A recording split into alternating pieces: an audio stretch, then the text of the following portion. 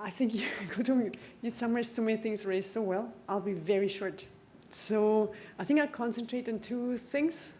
I mentioned that before. I think that there's a need of harmonization of the project proposal templates and the whole technical assistance, and I think it's really hard to access those. And I have this suggestion: maybe GCF, Jeff, and maybe even the adaptation fund could merge templates. That would be a very practical suggestion, and maybe even do an app or something, like a very user-friendly way to deal with these proposals. And I've also mentioned that I think there's a huge need for a vertical integration. Never mind, I'll just read from there.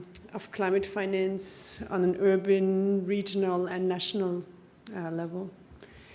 And I was also expecting some topics I didn't hear so much about. I think for further, I think it would be a great opportunity to take some financial topics in more depth.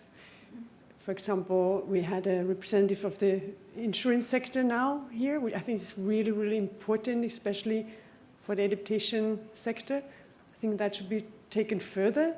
There's so much knowledge there that should be used, and there's also open mind to finance adaptation in that sector. So I think we should concentrate on that. And one group I was missing, but it's maybe not the right space. I think engineers should be integrated in the dialogue. Like the engineering sector hasn't been involved. Maybe they have, but I think it's really important to have them in discussions on implementation, especially. And one topic that's very close to my heart is the whole topic of nature-based solutions, and also hybrid solutions, because that could be a mix of green and gray infrastructure. I think there is a lot of space for improvement, especially in developing business cases for the private sector. Yeah, and I won't mention standardization, because that's an obvious one from my side. So I'll end here. Thank you.